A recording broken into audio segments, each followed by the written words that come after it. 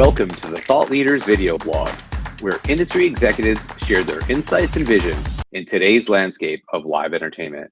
So Ricky Durst, Senior Director of Marketing Analytics at Pocono Raceway. Thank you for joining us. My pleasure, man. Great seeing you, Craig. Yeah, Ricky, how are you doing? How are you and your family doing? How's the organization in general? You know, I think we're kind of in the same boat as a lot of people out there. On a personal level, my family's kind of been hunkered down since mid-March. We started coming back to work early June, taking precautions, trying to get the best advice we can, and I think trying to look at the bright side, right? We have an adult daughter. She's been at graduate school, so it was nice to have her home for a couple months. I think as your kids get older, that you don't expect that to happen. So we always try to look at the bright side of things. So as a team here at work, it's been a grind, right? I mean, we had a tough couple months not knowing what was going to happen, whether we were going to have an event at all, whether we were going to have fans or not. And then we had the race without fans, which we'll get into later. But it's been a hustle the last couple months, just kind of reinventing everything, trying to map out a new model for what we're trying to accomplish. So it's been a grind, but I'm sure there's a lot of people in that same boat. So yeah. We're all getting used to. For sure. So tell me more about that. You recently had the doubleheader. How did you reimagine race day during COVID-19? Well, honestly, our reimagining of our 2020 event probably started last April because our whole schedule changed, and we had this historic opportunity in front of us. Everything that was normal to us prior to it was nearly out the window. We had this great new schedule. It gave us an opportunity to kind of reevaluate a lot of things we've been doing for years. So fast forward, we had great momentum. The excitement of the doubleheader, of back-to-back cup races, of all the NASCAR series on property for the weekend. Fans were eating it up, and we had just a locomotive amount of momentum coming out of the Daytona 500, coming into March, and then everything just stopped. So fortunately, I guess we were kind of in the reinvention mode for almost a year prior. But yeah, I think early on, once we learned from NASCAR and our governor that we were going to have an event without fans, we recognized that it was really going to be a broadcast social media event. Everything that we're used on the fan engagement side, we had to look at how can we do this virtually? How can we leverage technology? What are the things we're missing? We try to think about those things that we know are some of those, maybe those smaller nuanced things that are important to our fans, and how can we try to replicate those and bring them in somehow, so at least the cadence of race weekend and those small little traditions were still part of it. And I think that was sort of our North Star, at least on the marketing side, was how can we take this situation and try to recreate it as traditional for our fans as possible. We knew it wasn't going to be normal for us, but that's why I think we're all in this business. What can we do to give fans the experience that they yearn for and they have those memories and those traditions for? For sure. Yeah. Well, great job. Despite the extenuating circumstances, not only the fans, but you guys also, I think both Pocono and NASCAR in general do a really nice job of brand partner activation and sponsorship activation. So talk to me about that. How did that change going into, your doubleheader? There was really an admirable amount of collaboration throughout the industry, probably more so than ever. I think everyone recognized that partner retention, sponsor appreciation was a major concern for all of us, right? We have a lot of Fortune 500 companies that are invested in the sport for very real reasons, right? They want those impressions, they want those engagement numbers. Traditionally there's sometimes not rivalries, but there's some,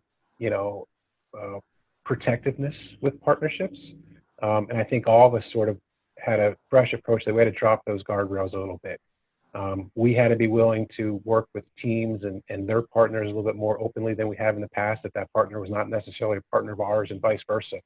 But I think collectively as a sport, we really just saw this as a mission critical need. We had to do things that kept partners and sponsors happy, that were in line with what we were doing, and it really worked out. We had some great examples with some teams out there of doing some fun things and using things like Instagram Live to do some driver interaction things where we were able to give sponsor plugs that we might not otherwise do. Our partnership sales team was busy putting things together that to deliver those things. One of probably our biggest successes was a virtual fanfare that we put together. In NASCAR, fanfare is a traditional part of the morning and weekend, and it's it's where all the corporate displays are, and it's where all the giveaways and interactive stuff happens. Great for fans, right? It's really what they come for. But on the sponsorship side, that's really where they get to get in front of people and showcase their products and do the things that they're invested for. So we created a virtual fan fair, made up a map, let people click. It was a click through to partner websites, and looking back at our Google Analytics and the performance of that, it was really well received. And I think moving out of it, that'll probably be part of our normal business practices here on out. So just, looking at technology and how can we still deliver on the promises we made and the expectations people have. Awesome. I love it. And I love the innovation. And speaking of innovation, both you and NASCAR have been very innovative. The first, iRacing series, new camera angles to make it more engaging for those at home. Like, what are you most excited about from an innovation or technology perspective? As simple as it sounds, man, I think truly just the embrace of technology across the board. Yeah. On the broadcast side, they've been using drones a lot more, getting some really unique camera angles. I think the on-air personalities have kind of been in tune with the fact that there are arguably a lot more fans tuning into NASCAR right now because of the absence of other live sports. So they've kind of taken a more informative tone. Mm-hmm. I think on our relationship with drivers, they've been willing to do things with us that probably were not normal. We always are very lucky that we usually get a 15, 20-minute time to do a fan Q&A in person. Awesome. We transferred that stuff to Instagram Live. And another challenge, I think, is as those drivers are typically accompanied by a handful of marketing and PR reps with them.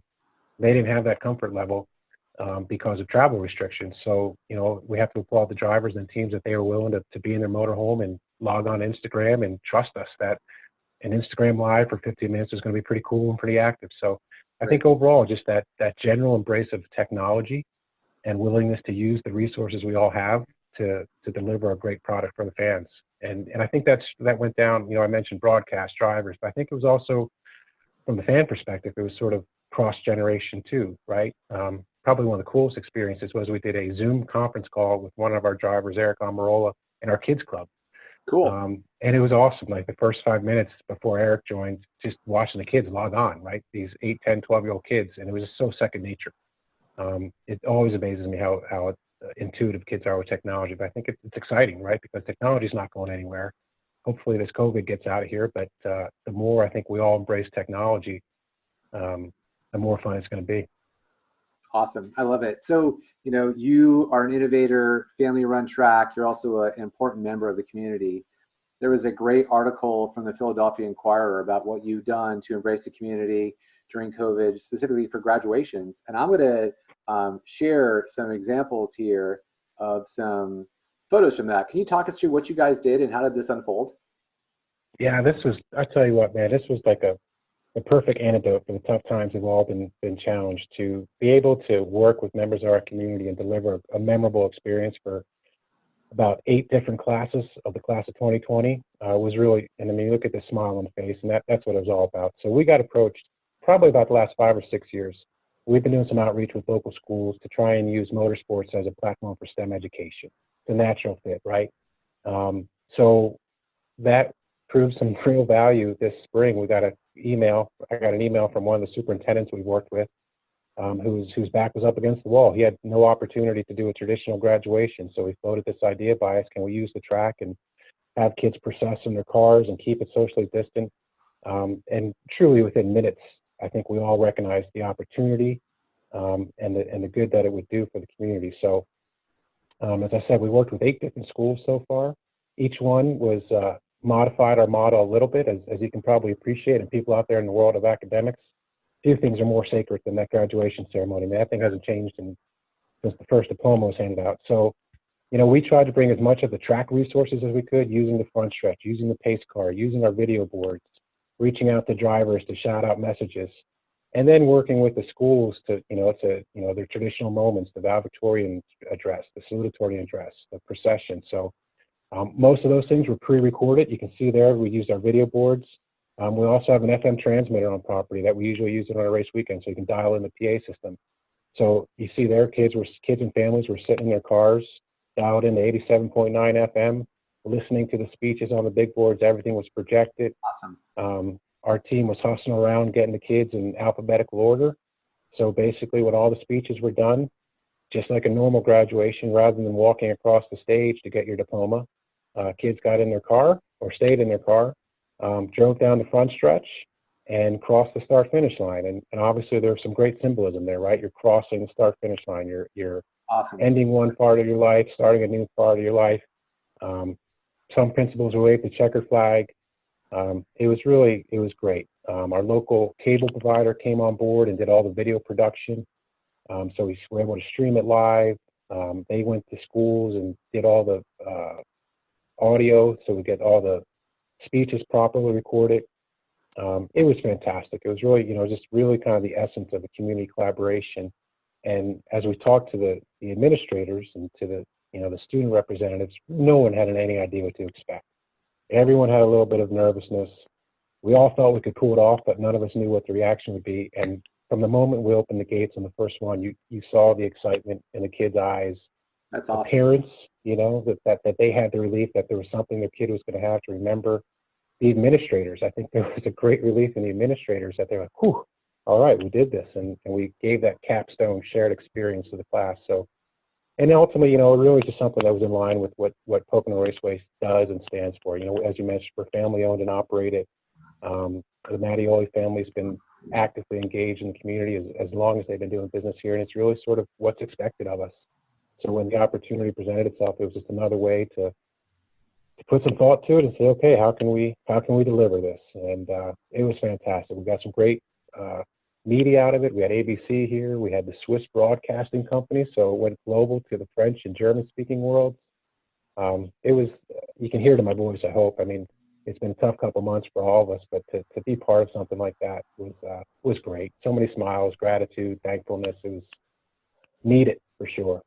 That's amazing. Well done. I love it. Tip of the hat to you, sir, and your organization. So, thinking about the future, how are you looking at innovation? Are you looking at doing anything new going forward? Like, that is innovation personified.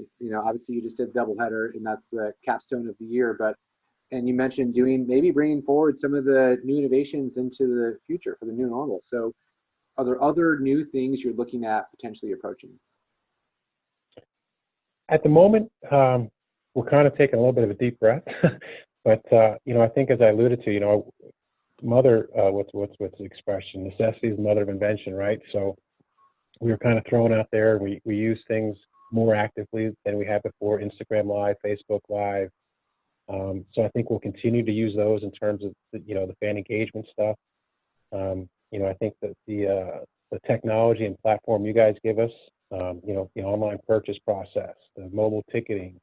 As we look in sort of these uncharted waters of what's ahead of us and what the consumer expectation is going to be for contactless or whatever that phrase may be. Yeah.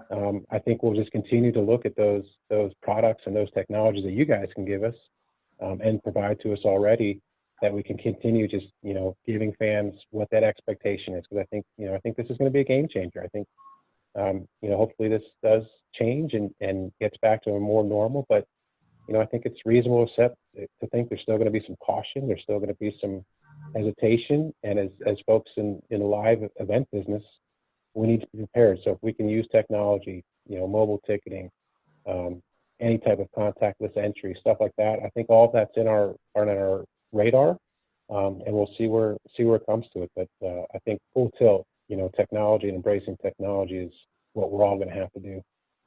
Awesome. Well, Ricky, thank you so much for spending time with us today. It's been a pleasure. Thanks, man. Looking forward to it, and enjoy some Southern California weather for us. Will do. Thanks, Ricky.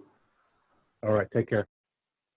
Thank you for joining the Thought Leaders video blog. And remember, everyone can step up and be a leader in their own way.